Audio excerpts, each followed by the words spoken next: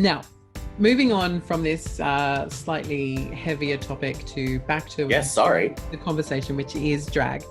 How much of your act, when you do it, is purely for the theatre of it, and how much of it to you, if at all, is about your own sexual or self-expression? Oh, okay. Ooh.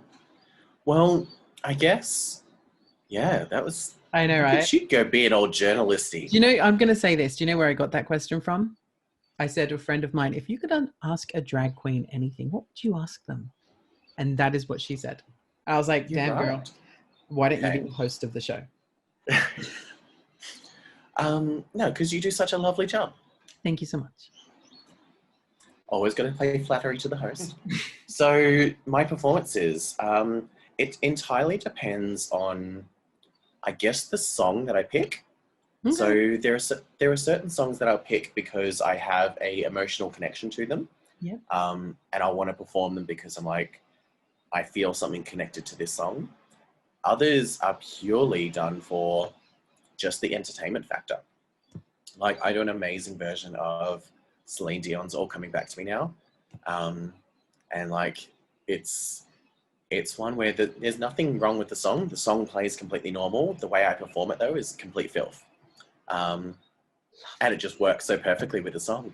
So like, it's little bits and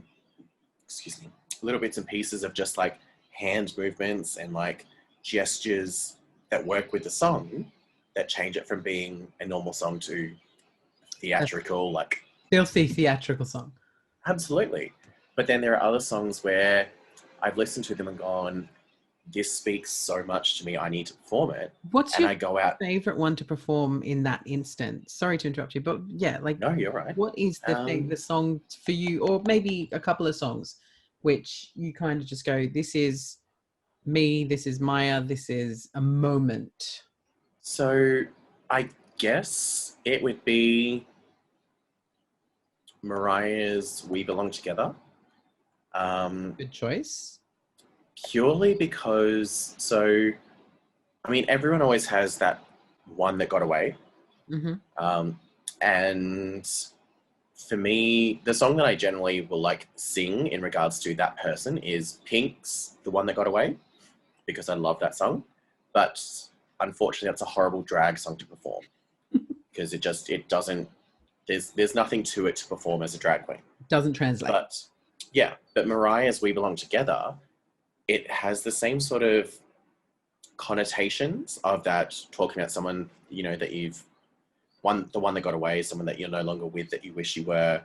But because I can be like this powerhouse diva, I don't have to do much. I can literally stand still and lip sync it and evoke all the emotion from it.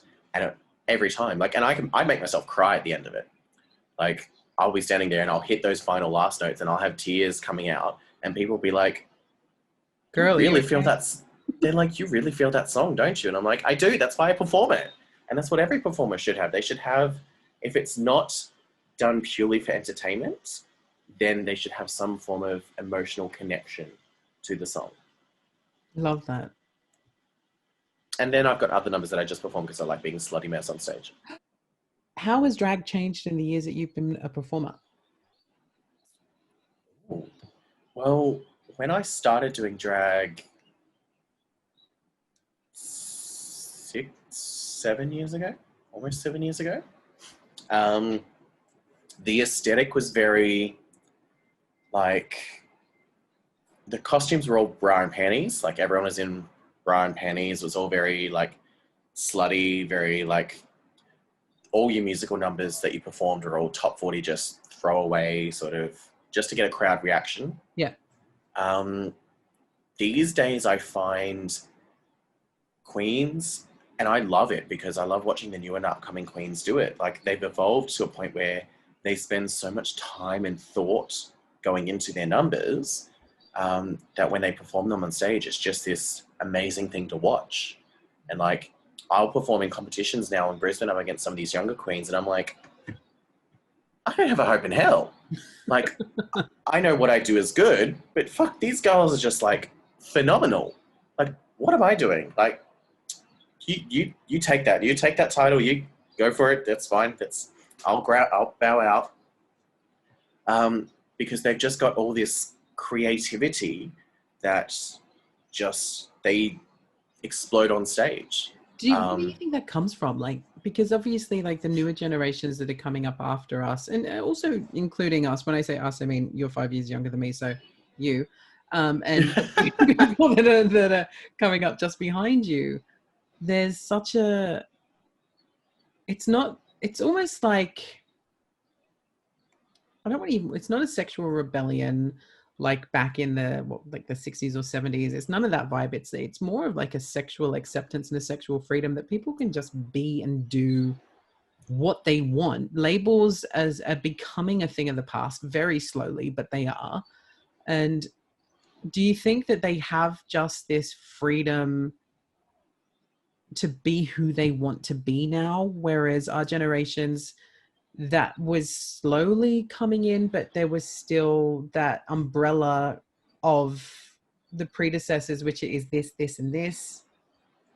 Absolutely. Like, so when I started drag, there was still, I guess, the sort of like unspoken drag rules of what you need to do, what you don't do, sort of thing.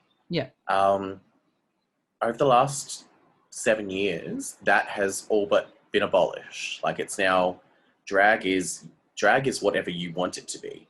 Like, drag, if you want to walk out in fucking gigantic, huge eye makeup, a long, like, Fu Manchu mustache, beard, giant, huge Dolly Parton tits, like, everyone will be like, yes, slay, work, bitch.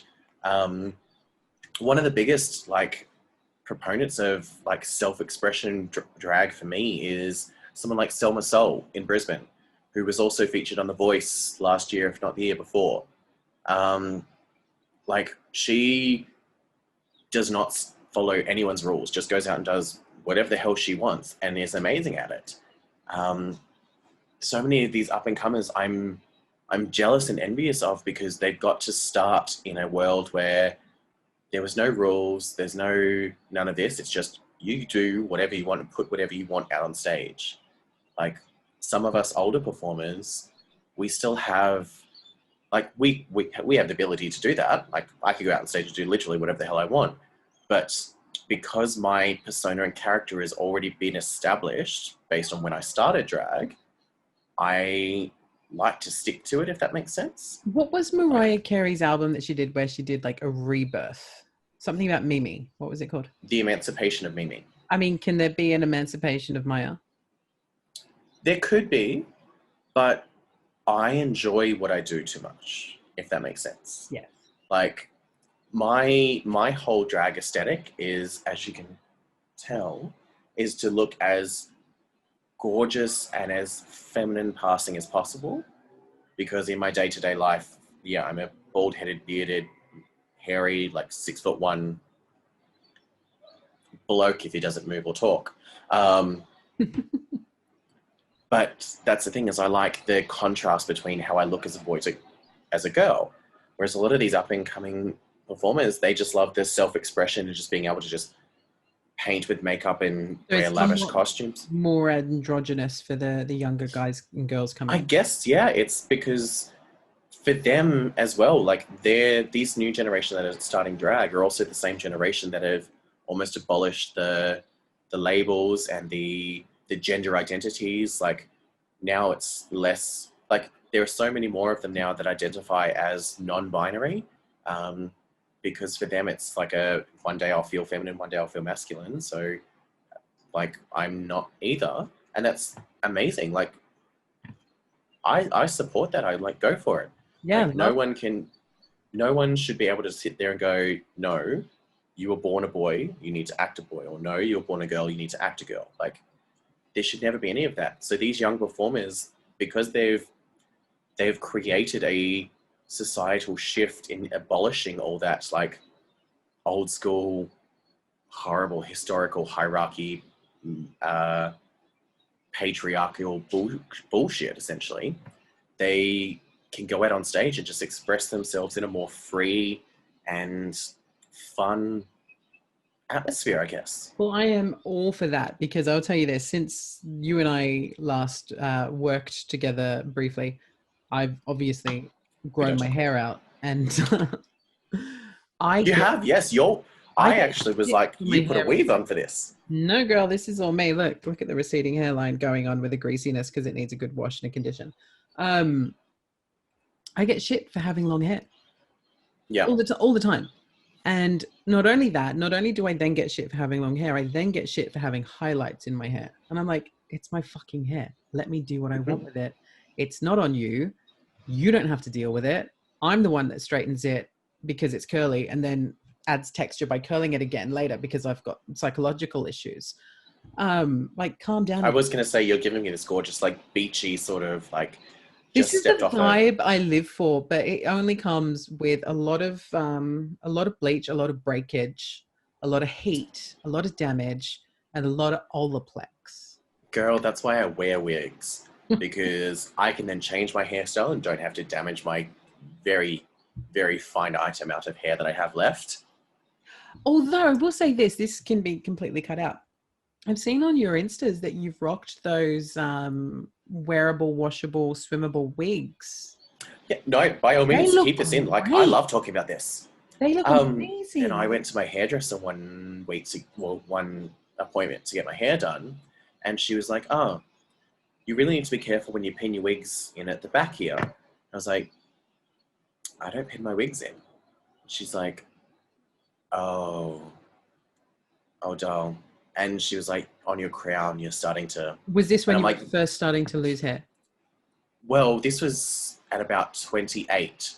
Okay. So I'm 31 now. So yeah, back when I was 28. I knew you then. Yeah.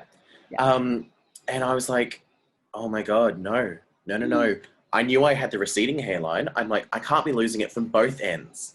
Like, oh God. No. So someone I previously worked with, I'd seen on their Instagram, all of a sudden they had thick, full, luscious hair. And I knew for a fact that they did not have that hair. I was like, messaged them privately. I'm like, you need to tell me what's up. And they're like, "Oh, what do you mean?" I'm like, no, don't bullshit a bullshitter. I know what's up. You need to tell me because I need that. So they put me on to the company that was making them for them in Brisbane. And I was just like, yep, cool, put it on. And I was like, oh my God, I've got hair. It looks so good. Like, you can't even tell that it's unclockable. It's amazing. Like, the only people that obviously could tell that I all of a sudden started wearing one were my immediate co-workers at the time, because I'd left work the day before with no hair and come back to work the next day with a full head of hair. They're like, it's always been like this. What are you talking about? But they're just like, okay, so obviously that's something up. I'm like, yeah, okay. I can't exactly hide that. Like, it's not like I have some magical hair grow tonic at home. And, but there's that's a bad thumbnail. What? Well, we'll do it. It's fine. But there's such a pressure on masculinity, and particularly when it comes to losing your hair, that you're supposed to lose it with dignity and all of this business. Fuck that. If you're losing your hair, shave it off and whatever. Like, hair is such an attachment to your identity, particularly if you've always had, like, you know, I know guys who have always had a full head of hair, but they've always had it shaved. If they lose their hair, it's really not such an issue because they've always had it shaved. But if you've got somebody who's always had, you know, 90s curtain vibes or whatever, like, they're going to feel it. Or like yourself. Yeah, like when mine falls out, which we, you know, already receding, but it's been good for a few years, so I'm good. But when that happens, and inevitably it's going to happen, I will die. Yeah, like but I've always made the joke, quote unquote joke. I've always gone, I'll wear a wig. I don't care. I'd probably and I might not wear a wig, but no, but see, that's the thing, is like, I think the beautiful thing, especially when it comes to male acceptance of this trialing the feminine beauty side, like, because it has been such a thing, like, when men lose their hair, that's it, shave it, you know, be a man, you know, be dignified. Fuck that. Women put hair extensions in their hair all the time. Women have wigs because they're losing their hair. Like, men need to, it's getting over that, again, that whole, we're going back to being political and I know, societal look at bullshit us again. go. Like, this was supposed to be fun, not serious. I'm so sorry. This just, what is going on? It's the wine. Who are The you? wine. We're solving the world's problems. This will be a 2-part episode. Ooh, scandalo. But okay, so we'll just keep this light and fresh. Men wear wigs. If you're going bald and you don't want to accept being bald, wear a fucking wig. Who cares? If someone turns around... Technologies are there for a reason. Embrace it. Exactly. And if somebody goes to you, are you wearing a wig? You go, what of it? Why do you care? What's it to do with you? I look fabulous. Exactly. Thank you for noticing. Turn around and go, I'm also got a butt plug in, but do you need to know that? How do you think shows such as RuPaul's Drag Race has helped or hindered the art form of drag performance over the years? Oh God, here we go. Oh, deep dive. Go, girl. No, so don't get me wrong. I'm a massive, massive fan of RuPaul's Drag Race. Thanks. Have literally watched every single season ever. I love it because it's brought what we do into the mainstream more. Like for myself, doing my trivias twice a week or doing my bingos, or a lot of my crowds now are predominantly straight people. And stuff like RuPaul's Drag Race is to thank for that, because it's brought it more attention to the mainstream population. That being said, it's hindered it in the sense that the fandom of RuPaul's Drag Race is toxic as hell. Like, the fandom of Drag Race, local queens like myself, like, we don't have an Australian version of Drag Race yet, but we will. But the fans constantly compare local queens to queens that have been on the show. It's like, you can't do that. You can't just compare these people. It's like comparing chalk and cheese. Like, everyone has their own way of doing stuff. No one has to do it like what you've seen on TV. Or, yes, this queen might be similar to another queen that you saw on TV, but does not mean that you need to attack them going, no, that person did it better. Like, yeah. No. Like, it's, unfortunately, that's the bad thing that came with Drag Race getting so popular, is that the negativity now gets outweighed in comparison to the positivity from it. I remember when Drag Race first started, I was living in England and it wasn't huge. It was on like a cable channel or whatever. And I watched it and I was like, this is fun. And it was completely fun. And then by the time I'd moved here, which was 12 years ago when I moved to Australia. Jeez, yeah. I know, right? Old. And it had kind of started to go mainstream in the UK, but it didn't feel like it was quite mainstream here. And then in the years I've been here, it's gone, it's exploded. Yeah. But so I don't follow it anymore. I haven't followed it or watched it for a long time. I love it and appreciate it. I think it's a great, it's done a really good job in mainstreaming drag to the masses and helping them understand it and be more accepting of queer people and drag itself. But as someone who doesn't follow it, I feel the toxicity that comes from it now, based on podcasts I listen to, or, other people's comments on socials, or just the whole thing. I think unfortunately, and the negativity that comes with like the Drag Race fandom and Drag Race becoming so mainstream purely stems from our now constant reliance on social media. Yeah. Because now everyone has a voice that can be heard by everyone. Like previously, before social media got big, if you hated something you saw on TV, you spoke about it with you. Yeah, it was between you and your circle.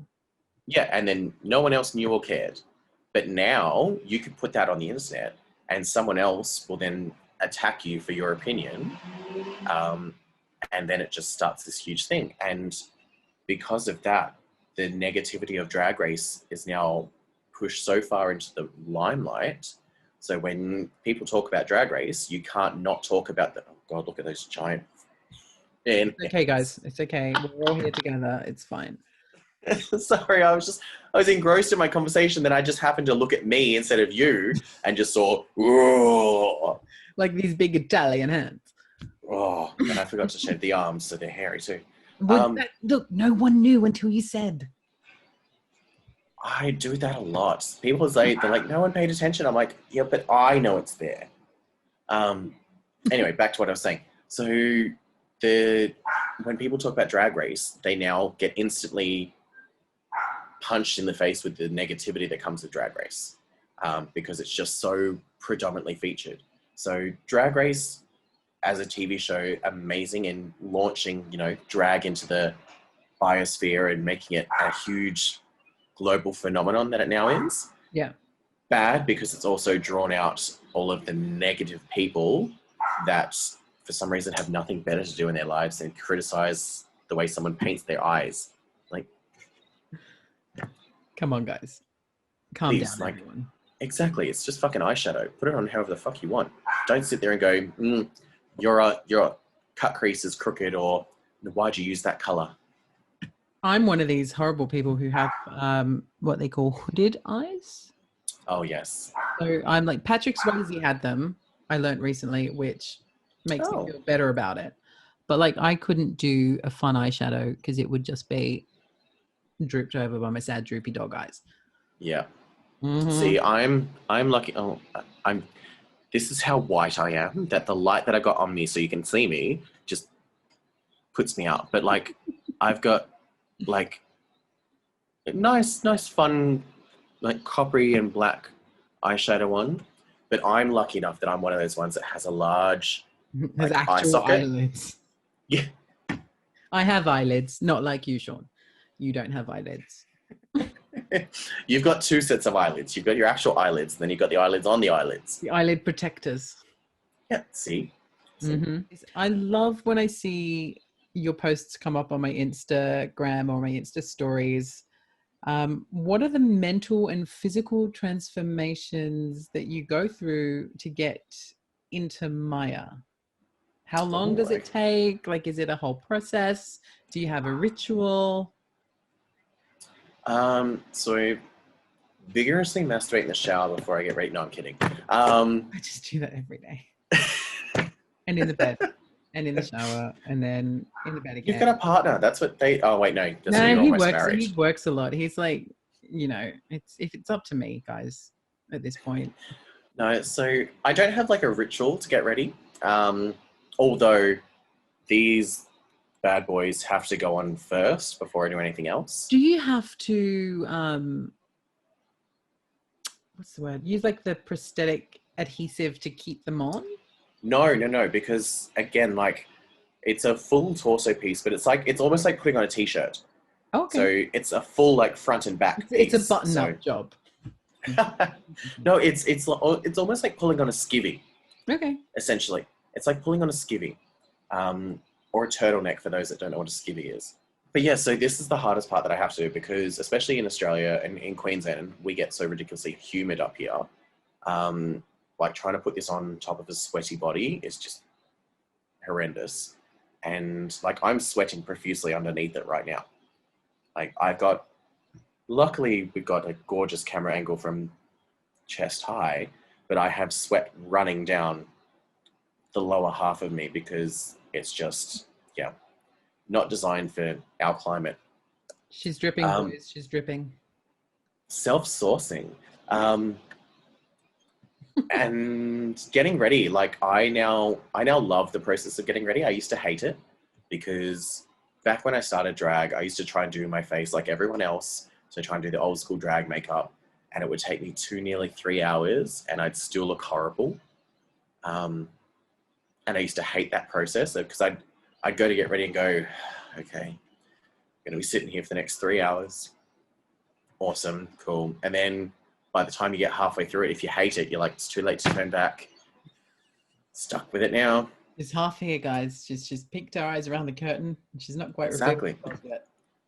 But now, because I changed my drag aesthetic to suit myself, and that's this whole feminine, gorgeous, like beauty makeup, I love it because I sit there and I'll start doing my face and I'm like, yep, okay, slowly starting to come together.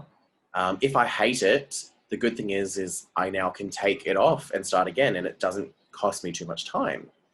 Like I go, no, hated that eyeshadow, take it straight off, back on. But I can now also cut my time down to doing my face from almost 3 hours to half an hour. Wow. So I've saved myself so much time. And so now I enjoy doing it because I'm like, it's only half an hour. It's nothing. And now you have all that free time to dance around to Mariah Carey. Or film for my OnlyFans. Film for your OnlyFans. I keep plugging it like I've got one. I don't actually have an OnlyFans. Oh, okay. Yes. This goes into getting ready to be Mya. Can we talk about the tuck? Oh, okay. Oh, okay. I know as a straight white male, which is not me, but as me, I actually don't know anything about the tuck. Okay. I know that it's a thing. I know it's a terminology. I know things get tucked, but yeah. So there's multiple ways of doing it. Tie it in a knot, and can you tie it in a bow? And do you throw it over your shoulder like a continental soldier? No, so you can do the very old school method of tape tucking. So that's today have even got a new method of tucking. Yeah. So the old school method is, tape tucking. So you can either use the medical strapping tape. Is this good if you have a Shorty McShorterson? No. Again, the size of your member does not dictate the tightness of your tuck. Pun, and I didn't even realize that one. It does not dictate the extensitivity. That's not even a word. I mean, it's potentially another rude analogy. Anal. See, you got me started on that now. Down girl. So, the size of your member does not dictate that. So the old school method of tape tucking, either using the medical strapping tape or clear packing tape. Duct tape? You could use duct tape. Feels the hole, apparently. You push your boys up inside because there's a little cavity just above your groin area where the boys just slip in. They'll just go up in. You push your member back and then you put the tape over so it just keeps everything. I mean, you'll need 3 or 4 strips of it to keep everything together. 10 or 12, depending on who you are. Well, it depends on the width of the strip. And you just have to make sure that you tape it to either side of your butt crack. You don't want to tape over your butthole. You just want to tape it to either side of your butt crack. And then you get a nice, depending on how tightly you've done it, faux vagina. So that's the old school method. Yeah, there's the other method that I don't want to say lazy queens, but lazy queens do. You did a smirk. Are you a lazy queen? No. I do this other method, and I'll explain that one in a second. No, so lazy queens who wear hip pads, like large hip pads. Okay. Yeah. They don't have to tuck because with the amount of pairs of stockings that they have to put on to hide the seams of their hip pads, it means then that it flattens everything out. So they don't have to tuck. So they've got a more comfortable experience as opposed to our tape tucking sisters. Then you've got queens like myself who buy specially designed undergarments. So I've got a G-string from a company called Tuck It Up, which is designed specifically to hide everything. And it essentially does the same job as the tape tucking, but with no pain because you're not having to peel or attach tape to yourself. Little hassle by the sound of it. Exactly. Well, it's just I slip on. Why would all queens not just do this method? Because I guess it depends.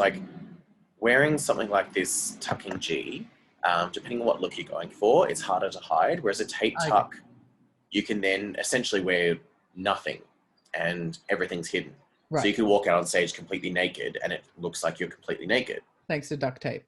Yeah. We could get a sponsorship with this one. Absolutely. Scotch tape. Love it. For This all your episode drag sponsored queen by... needs. Absolutely. Well, okay, so that's cool. That's interesting. So I had no idea you could buy special undergarments to help the situation along. That's awesome. The one thing you don't want to do is smell a queen's tuck at the end of the night. Oh, Yeah. no. You really went there, didn't you? But you said I had free reign to talk about whatever I want. You do have free range to talk about whatever you want, but I've got to ask you one question on Absolutely. that question. Who did your research on this one?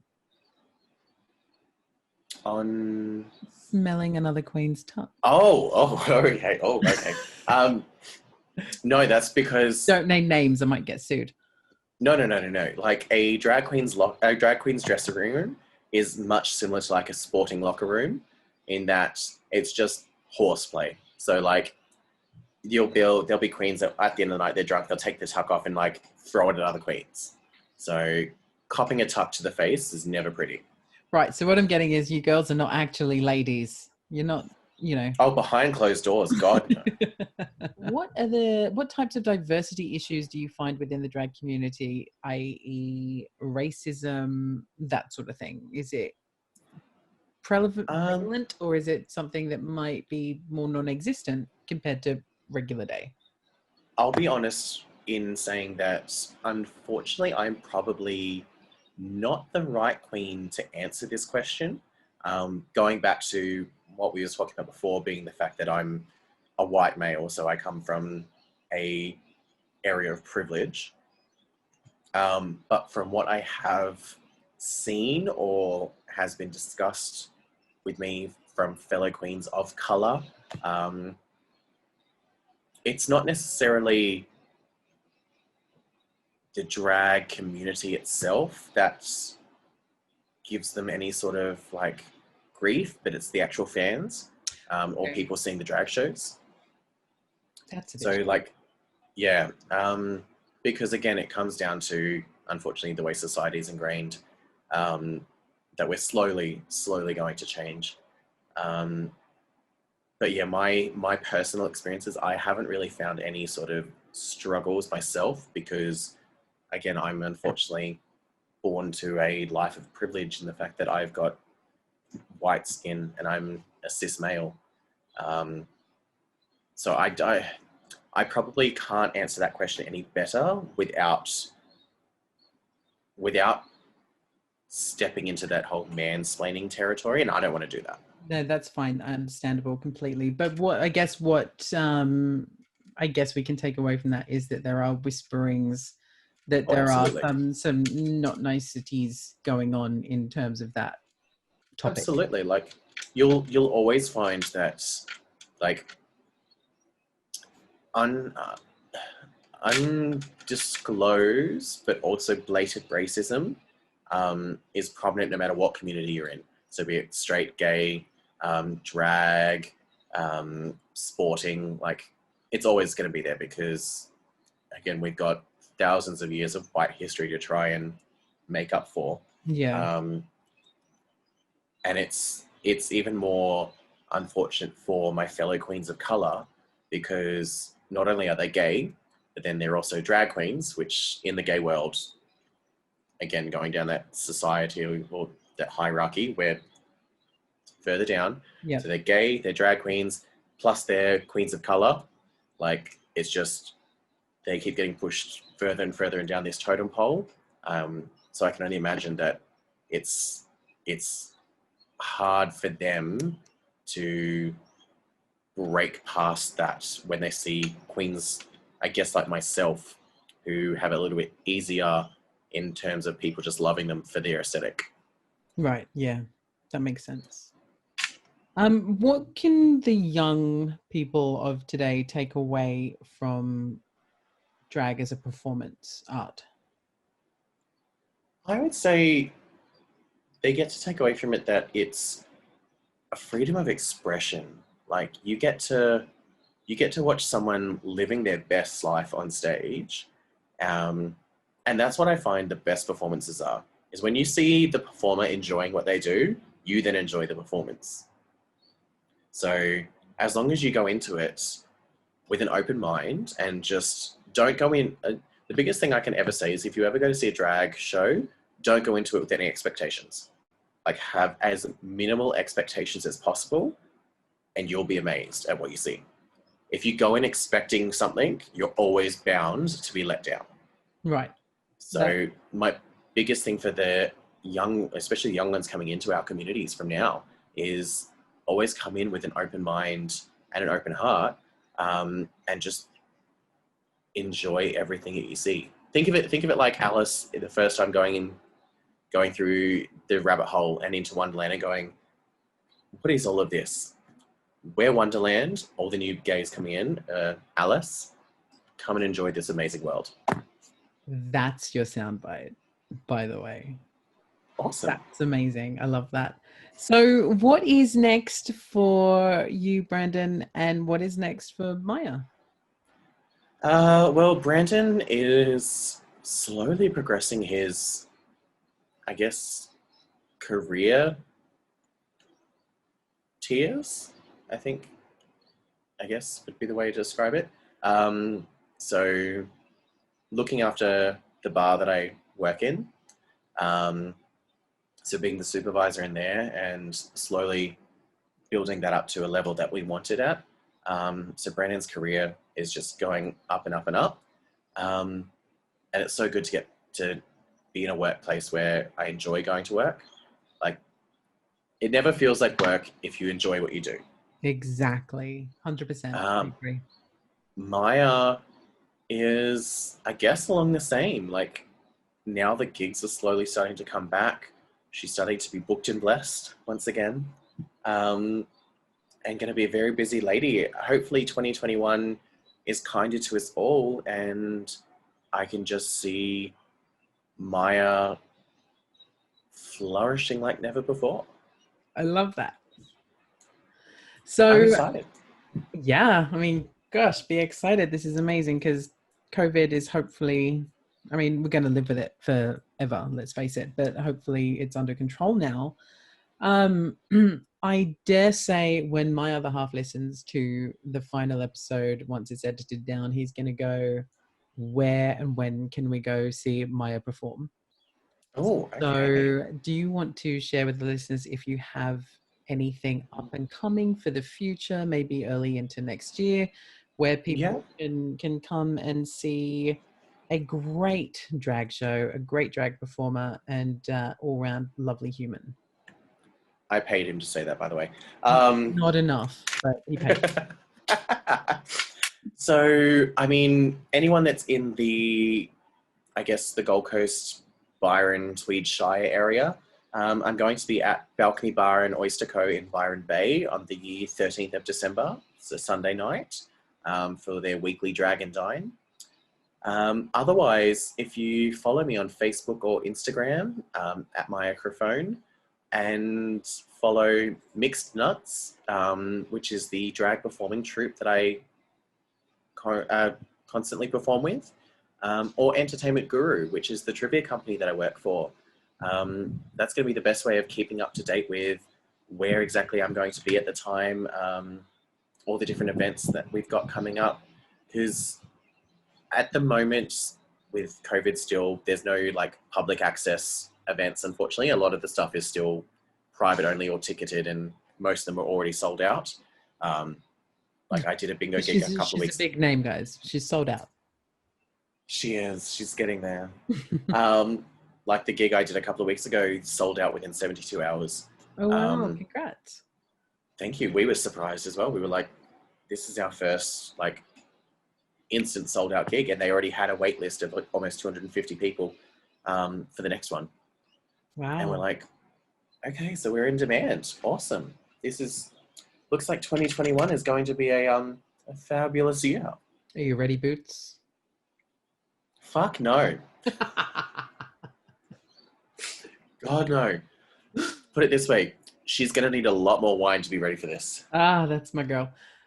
Brandon, Mya, It has been an absolute pleasure having you on the podcast. Thank you so much for joining me. I really appreciate it. I appreciate your time. I appreciate your effort. You look stunning.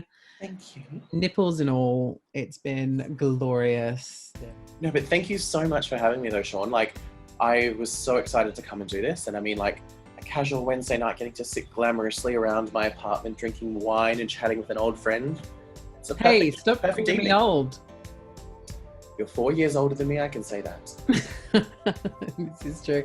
It's been an absolute pleasure, and thank you so much. I really appreciate it. No, thank you so much for having me. How many times do we want to thank each other? The limit does not exist.